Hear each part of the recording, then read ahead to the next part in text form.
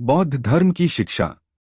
एक, बुद्ध की मूल शिक्षाएं चार आर्य सत्य और अष्टांगिक मार्ग में निहित हैं। बुद्ध के पहले उपदेश में आर्य सत्य और अष्टांगिक मार्ग की विस्तृत व्याख्या थी। चार आर्य सत्य। दुखा संसार दुखों और कष्टों से भरा है। दुखा समुदाय सभी कष्टों का एक कारण होता है। इच्छा, अज्ञान, अविद्या और मोह दुखों के कारण हैं। दुखा निरोध इन दुखों और कष्टों को रोका जा सकता है। यह तृष्णा या इच्छाओं को रोककर किया जा सकता है। अर्याथंगिक दुखों को समाप्त करने के लिए सही मार्ग जानना आवश्यक है। यह मार्ग अष्टांगिक मार्ग है। अष्टांगिक मार्ग। अष्टांगिक मार्ग में निम्नलिखित सिद्धांत शामिल हैं।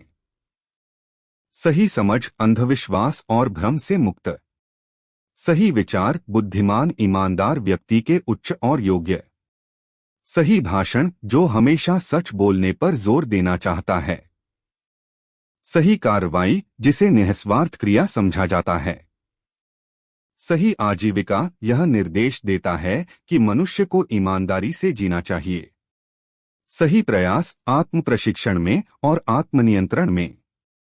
सही दिमागीपन, यह इस विचार की समझ है कि शरीर नश्वर है और ध्यान सांसारिक बुराइयों को दूर करने का साधन है। सही एकाग्रता, जीवन के गहरे रहस्यों पर गहन चिंतन। अष्टांगिक मार्ग में 3 प्रगतिशील चरण होते हैं। पहले चरण में आकांक्षी से नैतिकता और नैतिकता के आधार पर कुछ बुनियादी अनुशासन का पालन करने की उम्मीद की जाती है।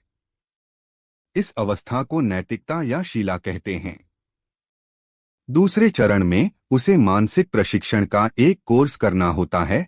इस चरण को एकाग्रता या समाधि कहा जाता है। तीसरा और अंतिम चरण शुद्ध ज्ञान और ज्ञान प्राप्त करने के प्रयास पर आधारित है। इस चरण को प्रज्ञा कहा जाता है। पहली अवस्था में उचित आजीविका, उचित कार्य और उचित भाषण का पालन करके नैतिकता के प्रति प्रतिबद्धता पैदा करनी होगी। दूसरे चरण में व्यक्ति को उचित परिश्रम, उचित ध्यान और उचित ध्यान द्वारा अपनी मानसिक धारणाओं को नियंत्रित करना होता है। तीसरी अवस्था में लक्ष्य को प्राप्त करने के लिए एक दृढ़ संकल्प करना होता है और अंत में पूरी प्रक्रिया अज्ञानता से मुक्ति में परिणत होती है, जिसे बौद्ध सत्वों के जीवन चक्र की पुनरावृत्ति का मूल कारण मानते हैं। बुद्ध अत्यधिक तप या आत्मत्याग के पक्ष में नहीं थे। उन्होंने सुझाव दिया कि घोर तपस्या और आत्मभोग के बीच संयम के मार्ग का अनुसरण करके ही मनुष्य सांसारिक परेशानियों से छुटकारा पा सकता है। अष्टांगिक मार्ग को मध्य मार्ग के रूप में भी जाना जाता है, क्योंकि यह 2 चरम सीमाओं के बीच स्थित है, या यह स्थूल कामुकता और अत्यधिक तपस्या के बीच का मार्ग है। बुद्ध ने अहिंसा के पालन पर जोर दिया। उन्होंने उपदेश दिया कि मनुष्य को सभी जीवित प्राणियों से प्रेम करना चाहिए, मनुष्य, पशु और पक्षी। उसे मन, वचन या कर्म से न तो किसी प्राणी को कष्ट देना चाहिए और न ही उसे चोट पहुंचानी चाहिए। बौद्ध धर्म ने कर्म के नियम पर बहुत जोर दिया। इस नियम के अनुसार वर्तमान का निर्धारण पूर्व के कर्मों से होता है। इस जीवन में और अगले जीवन में मनुष्य की स्थिति उसके अपने कार्यों पर निर्भर करती है। प्रत्येक व्यक्ति अपने भाग्य का निर्माता स्वयं है। हम अपने कर्म का फल पाने के लिए बार बार जन्म लेते हैं। यदि किसी व्यक्ति के पास कोई पाप नहीं है, तो वह नया जन्म नहीं लेता है। इस प्रकार कर्म का सिद्धांत बुद्ध की शिक्षाओं का अनिवार्य हिस्सा है।